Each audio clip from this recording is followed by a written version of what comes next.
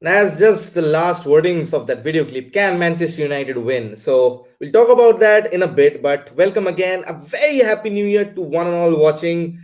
It's United versus Villa on New Year's Day, and it's going to be a cracker of a match.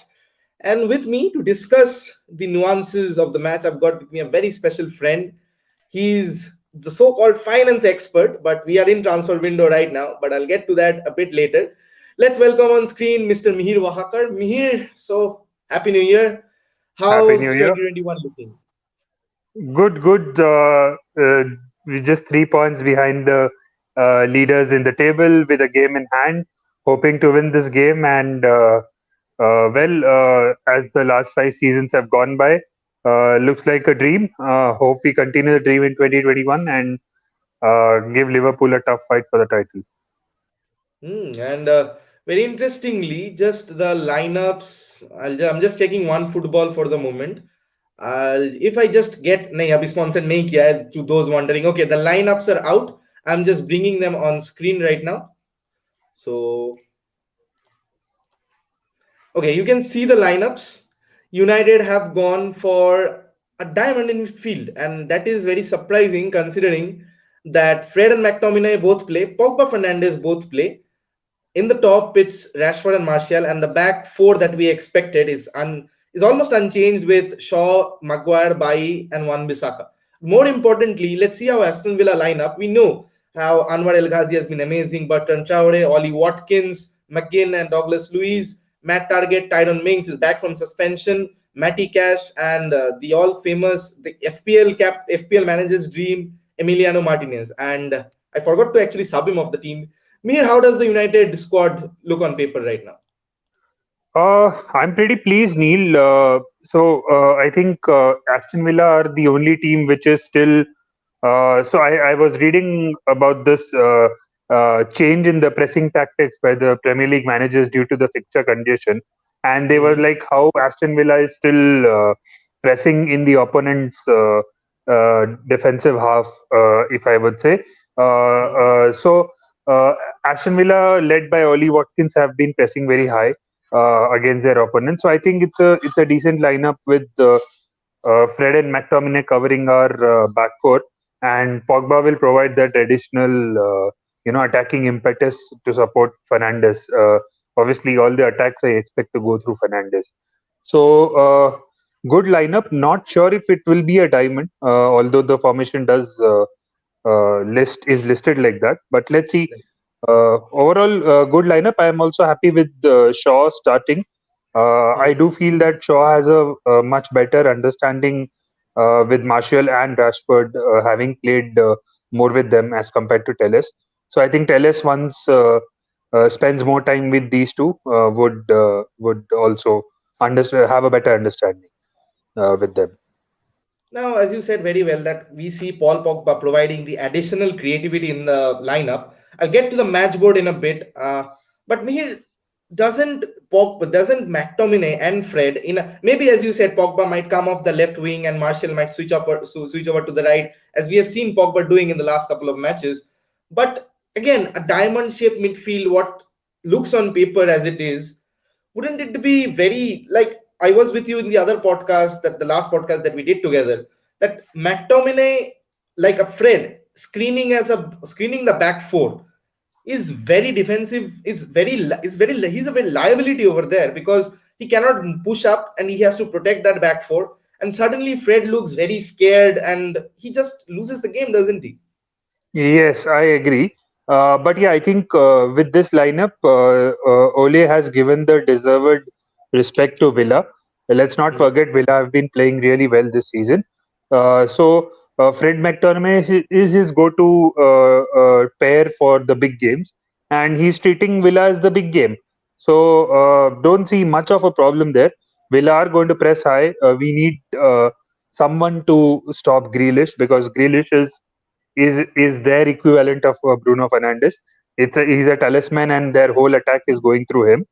And so, yeah, I think that's why he's chosen to go with this team. Now, just as you can see, the map highlighted the match board. So, Mihir, this is how you expect United to line up, don't you?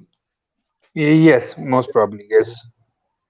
Bring on Shaw for Tellis, and so suddenly you see Marcus Rashford. He's not devastating on the right. We know that how he's limited because the best Yes. of Marcus Rashford has come when he's cut in through the left and played 1-2s with Martial, creating space for both of them. And most Yes. of the assists, barring one, I remember last season against Sheffield, where he drilled the ball on the right wing. But without that, the combination play that they two expertise on, that they're two experts on, has more often come through the left channel. And Pogba suddenly out on the left wing will give you the bodies, but even he looks very much out of position against when he's double pressed by the fullback and the retreating for in right winger. What do you Yes. think about if Ole plays this 4-2-3-1? Would we be dominated again in midfield? Not really midfield. So I do feel that the right wing will be an empty space. So if you roll back to the game against Wolves, and when Hmm. Pogba was there, I think Pogba occupied the space that you have put Rashford in currently, and he was Hmm. with Van Bissaka making the overlapping runs. Pogba was given a bit of space around the opponent's box on the right side.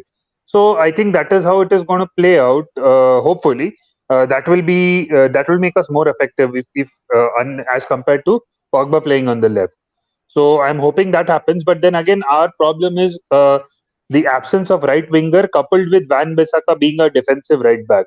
So I think that together is the root of the problems at United. So I think yeah. But yeah, again, I think this team has been set up more to make the impact through the middle with Bruno and Pogba, and to stop Grealish, we had to have Fred and McTominay both start. I'll go over to the fact of Fred and McTominay. We have a segment dedicated for that later.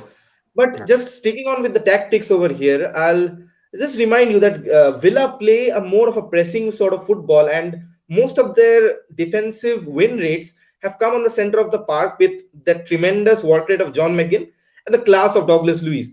Now, suddenly, you remember the Leipzig match where we kind of molded into a diamond, and what happened was Maguire, Bailly, and Wan-Bissaka was there, and if you remember this picture, suddenly, if Shaw pushes in, the channels are completely empty.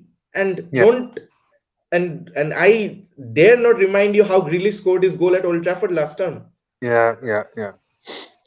So yes, that is a danger that we are living with, Neil. But yeah, the onus is going to be on Fred and McTominay not to allow McGinn and Lewis to dominate the midfield. They have to protect Pogba, so to enable him to focus on the attacking part. We all know that Pogba is not so great when it comes to him being pressed by the opponents. So yes, hence I think these two have been put in there to help Pogba counter the press, and somehow their industry should help us match the industry of McGinn and Lewis. So let's hope. Yeah, I think there is possibility for Villa uh, to pounce on this formation, but then hoping that the industry of Fred and McTominay helps us overcome this. And as much as we talk about industry, and we just cannot escape the class of this guy that has been oozing out in the Premier League. Like Villa was a one-man team last season, and Grealish Yeah, was the best player in Aston Villa. And currently, he has been one of the best players of the Premier League. He's that classy. So yeah, if I put in the Grealish factor amongst, like, he's come in with goals, assists, penalties. He's done his fair share of defensive work rate. Now, Mihir, I would just like that we have our Bruno Fernandes. Bruno is Bruno. We know the world class leader in him, the world class player in him. But would Jack Grealish be just a mirror image for their team, like Villa, like the way Villa sit up and Grealish plays through the left more often, but he's showing it central in that lineup that we saw. yeah. But do you think that he will have a more impact?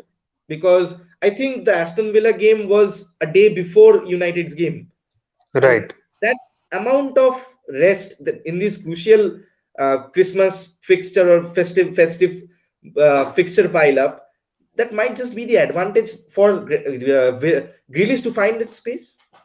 Yes, so I think we had that advantage against Wolves when we had an extra day of preparation and rest more than Wolves. And that was very visible in Wolves' gameplay as well, because it was a very tepid match from Wolves where they were trying to bide their time, not press us very high. And it it made it a very boring looking match. But then it was a tactical play by Nuno Espirito Santo.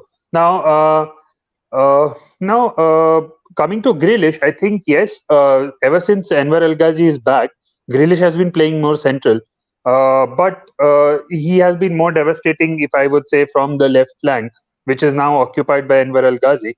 Uh, but yes, I think Grealish is going to be the most important player from Aston Villa, more so than Emiliano Martinez for tonight. Uh, Purely down to his skills and purely so if you look at it in the last few matches, Grealish has had a lack of assists or goals, but if you look at his contribution in the eventual goal or the assist, that has been there always. So the famous the term made famous by the Barcelona folks, which is the pre-assist thing. Mhm. So the pre-assist part is where Grealish has played, so he's the heart of the attacking play by Aston Villa. Although of late Enver El Ghazi has been hogging the limelight with his goals and assists. But yes, Grealish playing down the middle with his capability and an additional day of rest. I'm scared. Finger crossed, hoping for our defensive midfield duo to stop him. That's what I can say. Now, just highlighting this torrid picture that again, like we see, this was more or less the same team. Pogba here, Lindelof, Maguire, Fred, your Andres Pereira and Dan James were there, who I thank God they are as far away from the starting lineup in this crucial match. We Yeah. underestimated Villa in the last fixture, and this Hmm. is the same position that they got us from, that inside channel. Like if we play at whether we play a diamond or a back, like there is going to be a lack of support either from who's ever at right wing. If it's Pogba, he's not going to track back. If it's Rashford, he also rarely tracks back. But and that opens up that pocket for Grealish where he likes to operate in. And if you remember the Leipzig match, they just cut us open. Like if the opposition midfield has a decent passer, even against Sheffield, for even against Southampton, Ward-Prowse were looping in balls for fun from for either wing, and United's closed shaped defense, the tight defense they try to play, actually is a bit suicidal considering that teams attack us through the wings, and once they get into the box, United defenders don't put a challenge in, and it's chaos from over there. Even we saw that in the Stanislas goal against Bournemouth. We hit them for 5, but it's chaos. I know United has been better of late, and the reemergence of Eric Bailly from his injury, and touchwood, he remains injury free because we are going to need him at this point of time because we don't have any more defenders, any more countable defenders. If I don't count Phil Jones or Marcus Rojo anymore. Right. But do you think this might be just a repeat telecast of what has happened at Old Trafford in last time? So, Neil, I think yes, you can say that looking at the lineups and how Villa have been recently, as a United fan, you should be scared. But I do feel that Eric Bailly coming in, who is a tackling defender, if I can say, compared to Lindelof. And if you add Scott McTominay in the midfield, who will cover up for the right winger, the absence of right winger, and help Van Bissaka to to defend against Grealish or Enver El Ghazi. I think we should be in a better position than the last match at Old Trafford. Is what my take is. Now, as you spoke very well about how Fred and McTominay could be a partnership, but before going to that, I would just request whoever has joined in to like this video and to leave a subscribe as soon as possible because my target is 300. I was 300 till 31st of December, but couldn't happen. But extended a few days. Chalo mardo. Fatafat subscribe maro and let's get back to the McTominay and Fred saga. So, how McTominay and Fred have been impressive. The Leeds match is a clear example. The one against the last match that they started, even after getting up. And they are, and if I may say, Grealish and McTominay are fresh. They have not played versus Wolves.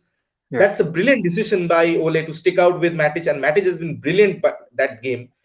And suddenly, McTominay and Fred with them in midfield, United look like a different ball game altogether. Like, for example, Bruno doesn't have to depend that deep against that how he did at Wolves, and Fred and McTominay give that additional support to both, maybe both Pogba and Bruno, and suddenly United are a well-drilled machine when these two play. Yeah, And exactly. it's comical, isn't it? Because these two's heads were the ones that should have been falling, and there they are starting all the important matches. Yeah, so I think this exactly tells us what football is all about. It's not about the flair and the attack only. These two are the engines which keep Bruno and Pogba free to concentrate on their attacking prowess. So that's the beauty of football. Underappreciated players. I think Fred was labeled a costly flop ever since he has joined.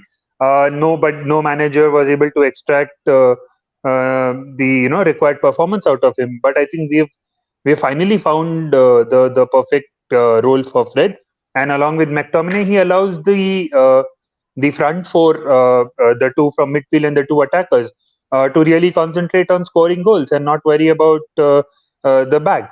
Now, having said that, I think recently, yeah, Fred and McTominay cannot play all the games, and hence I think. Our defensive fragilities have undermined the supremacy of our attack. I think our attack has been really good, but I think it have the position in the table is all down due to the defensive problems that we have had, be it last season, be it this season. So yes, I think that makes importance of Red and McTominay really high for our team, because the way we set up and the way we want to score goals, we need to have these two really taking care of the rest of the things. So the other four attacking midfields and forwards can focus on their job. So yeah, without these two, in especially in big games, it's very difficult to imagine. Thanks, Riju, for joining in. Riju, a subscribe would be amazing. And if you tell your friends that this is the most Manchester United friendly podcast that you're going to get in India, I'd be very much proud. And the subscribe from you all would set me on my path, so that because I want to do something for football. And in the pandemic, a lot has happened. I've spoken about that, but it's a new year. Let's see if something happens from YouTube. So all of your subscribes are valuable to me. So Riju, you've highlighted that United are in second position. Let's see how it ends. Yes, we'll see how it ends. We hope it ends well for us. 21 in 21. Premature ejaculation, I know. But me, let me come back to the fact that we have known very good pairs in, like, if pairs go by, two names come to my mind, like Starsky and Hutch, Tango and Gas, both destructive pairs in the Hollywood silver screen. But reinstalling them, like trusting them in the Manchester derby against Chelsea, big matches, Fred and McTominay are the first names on the team sheet. And as you very rightly said, that they are the defensive hub from where our counter attacks start. The transitions Yes, are very amazing with them, rather than with a Matic and a Pogba, who are both kind of slow. And the dynamism that Fred and McTominay both bring in, as well as the both of the creativity doesn't, don't you think that it goes undermined? Because the goal against Leeds and the performance McTominay had against Leeds, it was yes, creative, a goal scoring, he made an assist, he made very good dribbles. Isn't that? And Fred as well popping up with assists here and there, or pre-assists. Fred has had a lot of pre-assists, winning the ball and passing it to the eventual assister, or Bruno. Don't you think yes. the creative side often gets overlooked? Yes, it does. I think, see, what we have seen amongst this duo is if McTominay is sitting back and watching the defenders, we have seen Fred venture forward, press the teams in their defensive third, if I can say very near to their box. He has pressed, he has won the ball, and as you correctly said, he has been involved in a lot of pre-assists. Uh, Passing can be improved. We have heard stories of how he's staying back after training and working with Carrick on his passing and shooting. So. I think looks like a very hardworking chap, and yes, undermined in terms of their contribution towards the attack.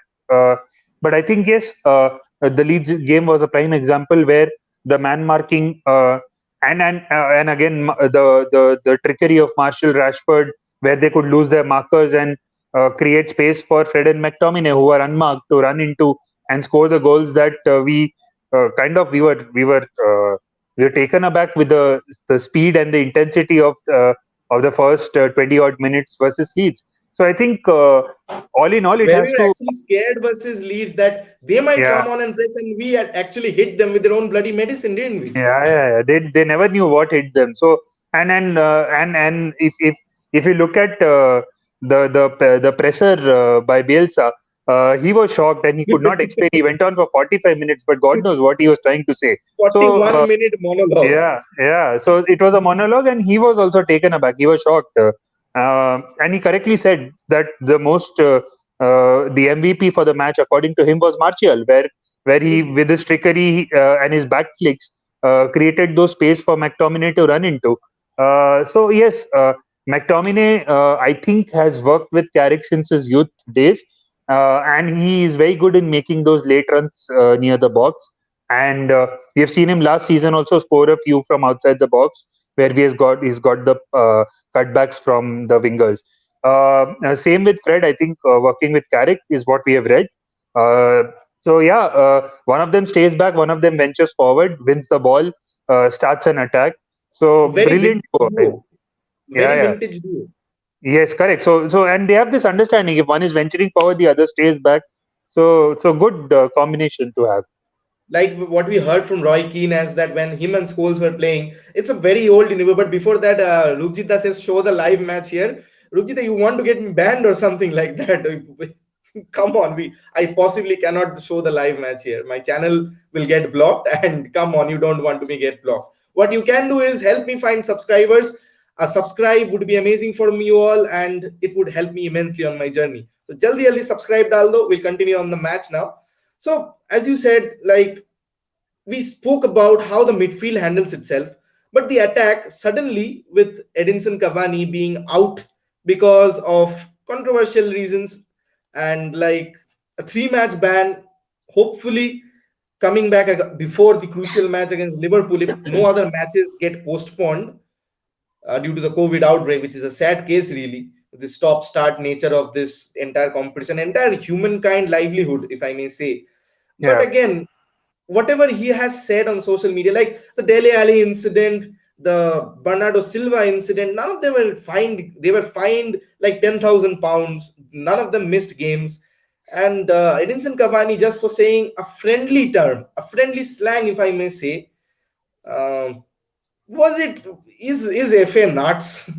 I don't find any other words to put it for. Like 100,000 week per week fine and a three-match ban. Is it justified? Yeah, so very tricky topic to discuss, Neil. So my take is a bit different. So if Bernardo Silva did not get enough punishment, that is down to FA being not really effective at that time.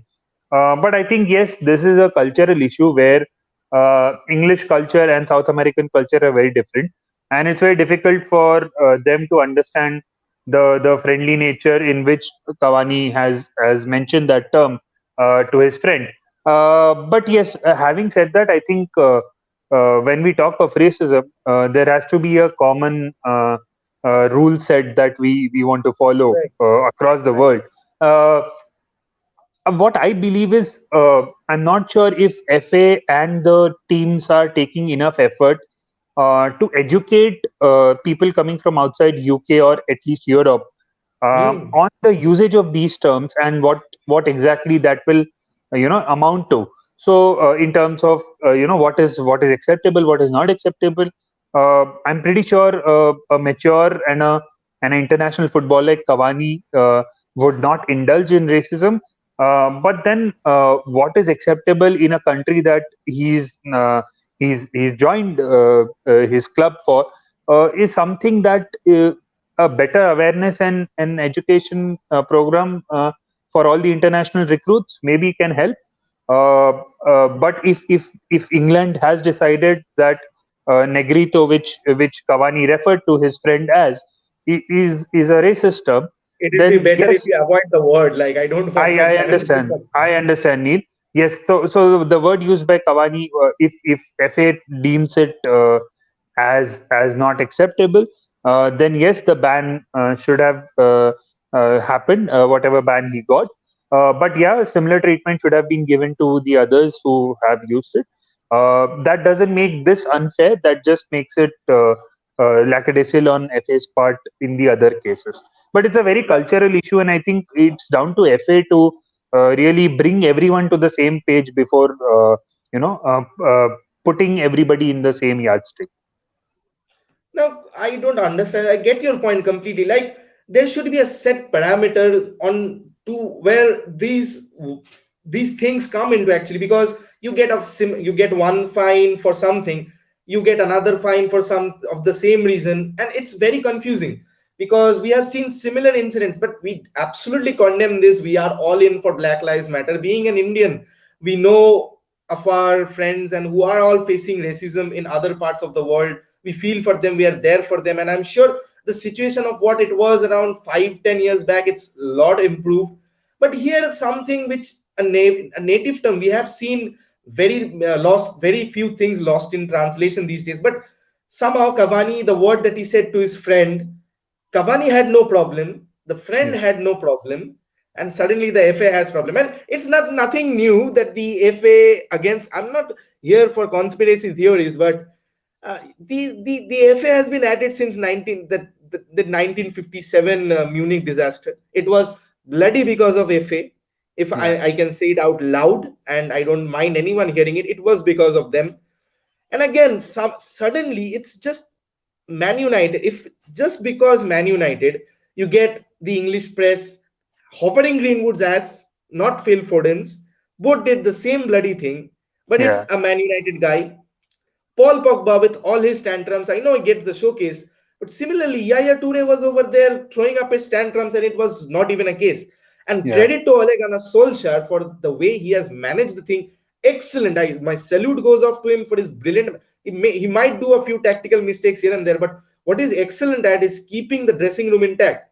And yeah, again, going back to what I was speaking, the FA clearly doesn't like the penalty issue was there. United were getting penalties and stuff that was negatively publicized. But we yeah, actually, if you consider the penalties per game, we are behind in what Liverpool got in the yeah. 97 point with where they finished second.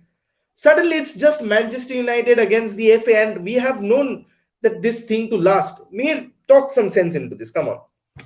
So yeah, so being Manchester United now, although we would say that it's been more than 7 years that we have won the title, but yeah, we are the most successful club in England. Now we do attract uh, attention, be it positive, be it negative. For years, we have heard how Manchester United have bought referees. For years, we have heard how Manchester Pudgy time is something that we bought. So it's always going to be attention. It's always going to be criticism. Uh, the negative attention that Greenwood got versus Foden is because again, if he's a Manchester United player, the press would get the required eyeballs that they need from that To articles. sell So papers. yes, correct. So the whole point is to sell their articles and their websites. Now, if they target the big names and the big clubs, that's how they're going to get it. Now, City, for all that they have won recently, are still in terms of the eyeballs lesser than United. Very clearly, they might like be like more like successful. if city playing in an empty stadium is actually closer to home than what we are right now. Yeah, yeah, yeah, yeah. Correct. So that's the banter aside, but I think the harsh truth is that yes, the fan base that United has and the eyeballs that it generates, it will always be under scrutiny more than other clubs. Uh, Maybe that is why we do get that additional scrutiny from be it FA, be it press. I would say let's agree to live with it. One can't do much about it. We have the eyeballs, so people are going to do this to us. Greenwood one was very sad, I think, as you correctly mentioned, because he's just a young boy who's was out, and what he did is not justifiable. Or I'm not saying that he did a very great thing, but then again, to put the whole incident just on Greenwood and Foden just walking away into the shadows without much scrutiny was sad. But then again, yeah, he got the eyeballs. So yeah. Come on, me. Tell me you didn't do stupid things as a teenager. Come No, on. of course I did. Of course I did. That's what I'm saying. What he did is nothing wrong. But then, yeah, people have to be made examples of, and especially we know the British hypocrisy. So that's how it goes. Okay, coming back from politics and the British exit Brexit is on full flow. Transfer window is all full flow, and we will see the new rules where I will personally dedicate a transfer window session where we speak about Brexit only because it's a long topic. If Yeah, United manage to sign a player, I'm not wasting the time on United's transfer agendas if we don't manage to sign a player because don't know what happened with Moises Caicedo. We don't know when Amad Diallo is coming. I hoped he would be in the squad for this. But then again, moving back to the match point of things, and suddenly United are second with an eye for a title. So it's premature to call it a title challenge. But if we see the table, United, if they win the match against Villa, we just go on points. We just go on level with points with Liverpool. We have that game in hand versus Burnley just after the Manchester Derby on 12th, and yeah, suddenly this match, and if we considering we win the Burnley match, we go into Liverpool all guns blazing with and the injury hit season that they have had.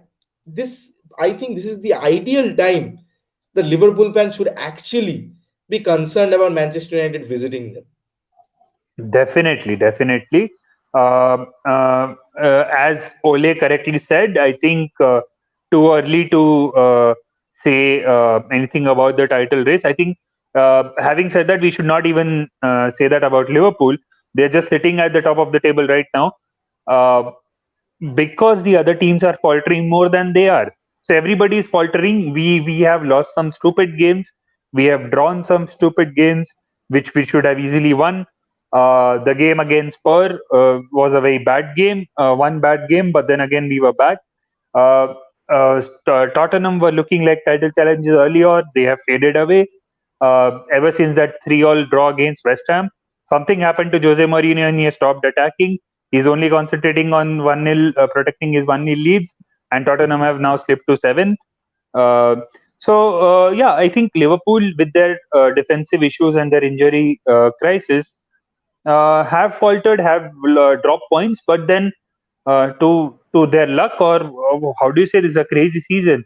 Man City have faltered even more, and there we see Right. United sitting with the same points as Liverpool.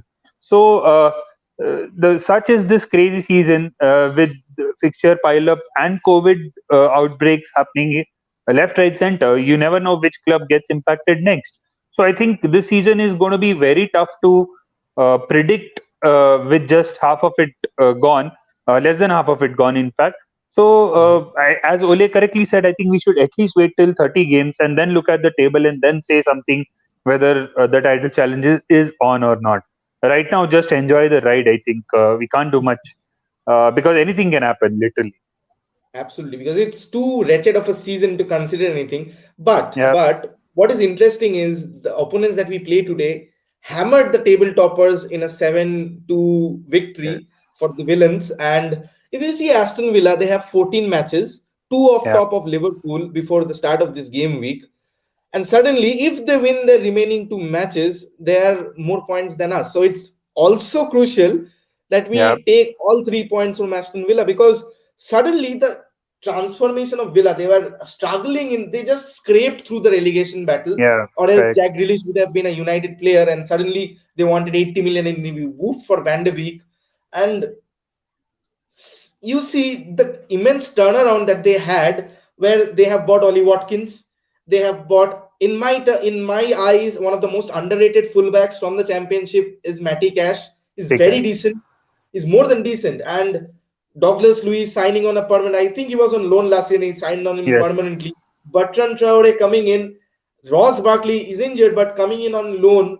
Suddenly this Villa squad, is actually very enterprising on the levels of a 2008 Tottenham or a Leicester of 2015, 15, 16. That they are putting that kind of a challenge, aren't they? Yeah, definitely. I think uh, with Villa, I think I equate more with Wolves when they were they nearly qualified for Champions League.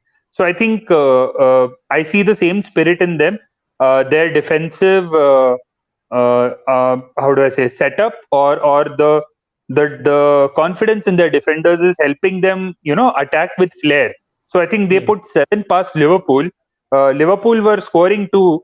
They were not caring of it because they know they will be able to outscore Liverpool. Such was their Hmm. confidence in that game. So I think Aston Villa is expressing themselves, which is very strange. If somebody had followed them in the last season, where they were just scraping through games, somehow getting points through draws, and it was a pure Jack Grealish show. And now I think in terms of their points and their overall team, the defenders are contributing equally because right from the key goalkeeper to the whole back four, I think that is what is protecting them and allowing Jack Grealish and others to express themselves freely. So yeah, Villa have been a revelation, a nice a team to have in the mix uh, for the European places. I would rather prefer them to Tottenham because I know it'll be easy to compete with them rather than Jose Mourinho led Tottenham in form. So yeah, happy to see them out punching their own weight. So yeah, great, good season till now by Dean Smith. Okay, Man United Herbert, thanks for joining in. A subscribe would be amazing. Grealish is the best player in the league with Bruno. You agree with this statement, Neil? Well, this year, if you want to say yes, because De Bruyne has been not that great touch. Uh, Liverpool players have not been standout performers till now. Any not much standout performance from any of their players. Yes, I think if you want to say this season, I would say Bruno Fernandes is the best player for this season till now, and Grealish would come in the top three players for the season. I think yes. Definitely, because we are forgetting the likes of Leicester, how Jamie Vardy Uh, is still firing on yeah, guns with the yeah, Red Bulls and uh, Espressos. The yeah, likes of Liverpool still being there, missing their key Van Dijk, they're yeah, missing their fullback and trends. Okay, Prashant Bhau is here. Diego Jota for Liverpool has been standout, probably in the Champions League, but I have not watched. Yes, they have won quite a lot in injury time because of Diego Jota. He has brought that in, is that added flair from the likes of Firmino. When Firmino wasn't firing, Salah was out with COVID. Diego Jota was out there saving their asses. And very correctly said, if I may say, that this whole season, like if I just bring back the table once again, you see Liverpool, United, Everton, Leicester, Aston Villa, Chelsea, Tottenham, Man City in eighth position, even same points as Aston Villa. Southampton, even West Ham with the performances of Suchek very recently. Even it's like West Ham has played a game more. Even you can see the top 10 teams fighting it out for top four positions. And Mihir, it gives me immense pride to say, and La Liga fans, please close your ears, that this has been the most competitive league since the last 5 years. And this year, it is by far the standout league where you see 10 teams. You can, if suddenly Tottenham win two matches on the trot and Liverpool drop few points, they are suddenly back in the mix again. Mir, yeah. how do you see this madness? No, very true. So this year has been crazy. So partly due to the fixture pile up and COVID, but I think Neil. The league has not been that competitive. If you see last season, where Liverpool will run away winners. So I think that is something that we missed in last season, where United finished third, but then the gap between United and the second place was so huge that we could fit the total points of a relegation team over there. So Absolutely. Yeah, so I think that is something we missed last season, and the Serie A and the La Liga fans, uh, rightly made fun Gotten of their Premier mojo League. back. Yeah, and they've rightly made fun of the Premier League fans that okay, this is your competitive league, huh? This is what you keep boasting about. But I think yeah, this season the competitiveness is back. We are seeing. I wouldn't say the competitive is back due to good performance by many teams, but it is more about faltering by Liverpool and Man City, which has made it more competitive. Otherwise, these two would have been the runaway leaders again because all the other teams have dropped points in easily winnable games. But so Right. have these two. So kudos to Absolutely. Aston Villa for that 7-2. Liverpool dropped good points and GD over there. So yeah, good. But they have recovered it against Crystal Palace. Okay, Miranda Herbert with an interesting comment said Jota is good, but Grealish is elite. His transfer value is already 100 million plus. Yes, I would say that's a very good noticeable point because we wanted Jack Grealish. Team Sherwood was all on guns blazing in the Premier League podcast. As Grealish is a Man United player. Grealish, he was supposed to be a United player if Villa got relegated. I think the verbal agreement was there. Grealish's value was 80 million on the start of the season, where they had done nothing, and Yeah, suddenly the impact that he has had, FPL managers including, to the yeah. points that they have reaped from Jack Grealish, isn't it very likely to say, Mihir, that even in this COVID hit market, Grealish can be worth 100 million, say on par with a Jadon Sancho of last season? So Neil, yes, valuation wise, it's correct, but I really doubt if anybody is going to lose their pockets. Is going to let go of 100 million in these COVID hit time. So that's the only problem Jack Grealish has. So yeah, as correctly told by Prashant here, uh, Jack Grealish does add 10 or 20 million to his value just because of being English, and with Brexit especially, that is going to be a bigger a premium that people will have to pay for English players. So Right. yes, he his valuation is there. He's worth that money, but unfortunately, he'll have to wait for another year before somebody is going to lighten their purse by 100 million. I don't see any other than City and United to do that because I think Chelsea have also spent huge last time, and I don't know if They're they'll be stacked on again midfield spending. already. Yeah, correct. So they don't need Grealish per se. And City and United are the only ones, but I don't think in the COVID hit times they would want to do that. Like I spoke with Chirantan and Prashant Bhau the other day, yesterday actually, about a transfer special, where we highlighted Grealish like he is 25, already in his prime as a playmaker midfielder, and he is at Aston Villa. For me, probably he has to go to a bigger club if he has to set his ambitions on a premium level. Prashant Bhau Right. countered that you don't need to be a great player to play for clubs who win trophies, like Alan Shearer for Newcastle Yeah. and Matt Letizia for Southampton. But suddenly, don't you think, Mihir, that Jack Grealish needs to actually move on a bit to find his personal accolades and be remembered as a Premier League elite, not just a Premier League great? Okay. So this is the coin has two sides here, Neil. So I think if he leaves Aston Villa, he is used to the whole game going through him being the focal point. Now, if he joins United, I'm not sure he'll be the focal point with Bruno being already there. So again, there are some players who are not used to if they've been playing for 4 or 5 years with the whole gameplay being focused around them, and once they move to a team where they're just part of the big puzzle, they might get lost. So Right. that's a possibility. Now, coming back, if he does move to a big team, I think every player is motivated and uh, plays. Like most of the players do play for the trophies, and that is something that he's not going to get at Villa. So I'm not sure how will he keep his motivation going with Villa because But Villa they actually did reach the FA Cup final. Not the yeah FA Cup final, but the FA Cup EFL final, right? yeah EFL not FA FA or EFL Cup EFL, I'm confused. A EFL domestic Cup cup EFL final. yeah. So And but United I think didn't. yeah, so, but Neil, come on. With Jack Grealish and his potential, EFL Cup is not something that he wants. I think he'll be gunning for playing in Europe and he wants to win the PL for sure in his lifetime with the talent that he has. So that will motivate him to move on. But with the valuation that he has, and rightly Villa asking for it, not sure how this is going to materialize unless he pushes his way out with a tantrum. But again, But that is he's not going something. to do that, Is is he? that yeah, he's not going to do that. Doesn't look like that. So yeah, Because Villa it's boys a catch through and 20. through, right? Yeah, it's a catch 22 situation. Like, and Manuel Herbert has coming in with some interesting comments. Subscribe would be amazing. Come on, just hit the subscribe button. It's free, of course. It's not like Jack Grealish or Harry Maguire that it cost 100 million. But we don't need Grealish, unfortunately. If we don't win anything next year, Bruno will want to leave. It's questionable.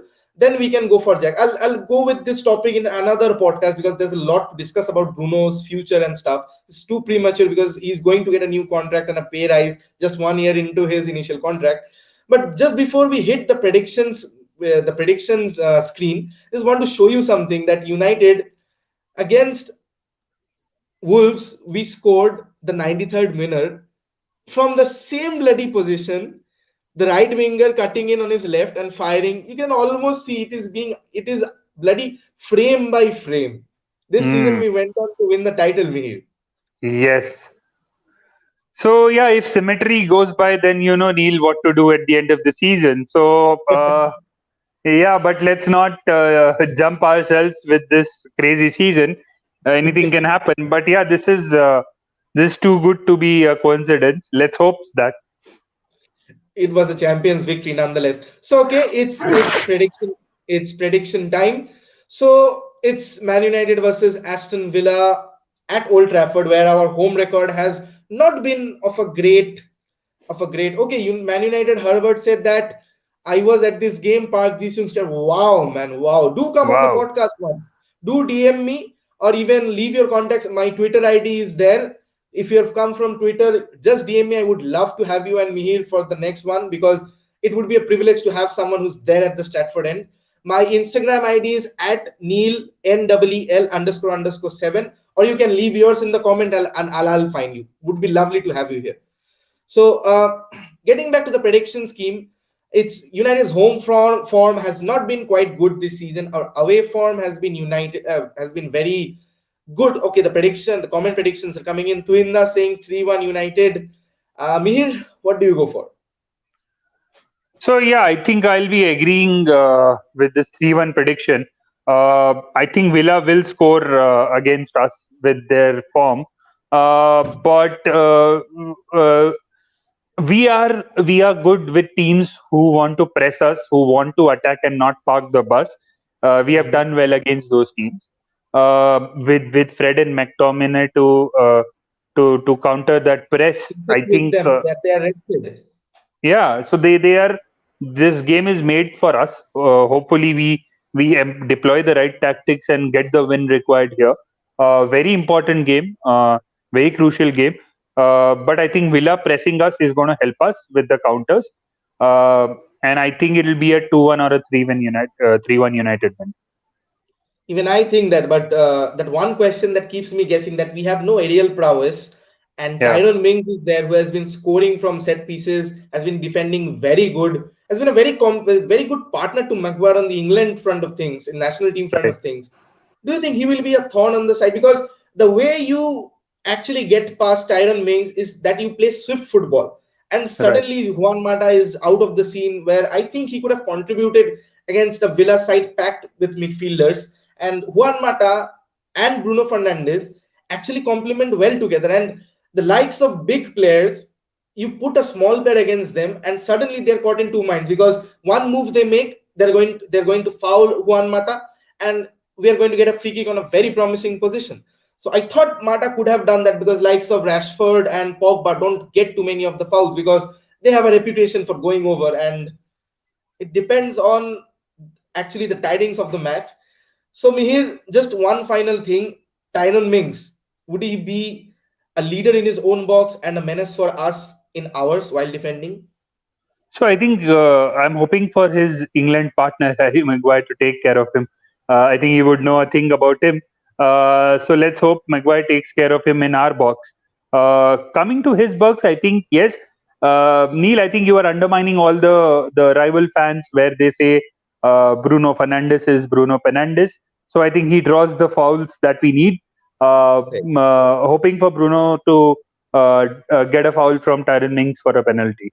So Bruno is there for us in the box to make those swift moves that you correctly said are needed to break down Villa. I think if you look at it, we have been awarded a lot of penalties recently, and people have made fun of that also.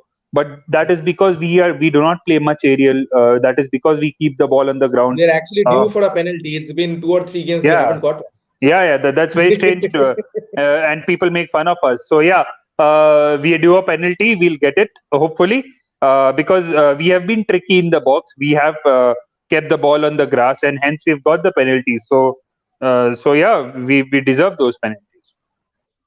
Definitely, definitely. Okay, United Herbert says that I don't think we should worry about Mings. Grealish and Watkins way more dangerous. Absolutely. I hope that you have Absolutely. dropped the subscribe because road to 300 is very. None of you have actually dropped the subscribe. So please help me. At least 5 or 6 subscribers for the day would be an immense start to get to 275. It would be a moral boost to get to New Year's to get through New Year's Day with 275, adding to the tally of last season.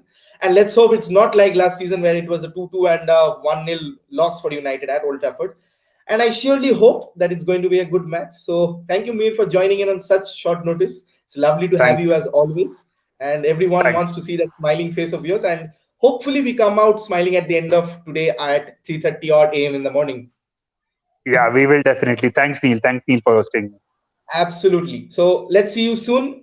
I cover every United match right now. So the next match is against Man City. So semi-final should be crackers, won't it be? But for Yeah, now, it's villains all the way. So thank you, Mir, for joining in. That was lovely hosting you as always. thank you, Chalo, Neil. bye. Thank you. Bye. Enjoy the game. So that was podcast with Neil, a pre-match fixture, counting down to the villains, and let's hope that we'll come out the heroes under the theater of dreams. Wishing you of all a very happy new year. Keep watching this show, keep supporting our channel, keep supporting me, and trust me, the love you have shown is immense, is outstanding, and there's no limits for love, isn't it? So in this time of hardships, let's support each other. And Manuel and Herbert, if you're still watching, do contact me. I would love to have you on a pre-match podcast. And come on, it's the villains. We have got to avenge last season. Let's hope Fred and McTominay, a fresh Fred and McTominay, can keep Jack Grealish and Ollie Watkins at bay, Matty Cash as well. We can handle them. And I think the firepower at United should prove too good for what villains are underestimating us for. So 8 minutes to the game. Let me grab a quick smoke and cheers to all of you for tuning in. This is your boy Neil for Podcast with Neil at Netflix Football. Wishing a happy new year and expecting a very good game tonight. Chalo, bye bye for now. Keep tuning in.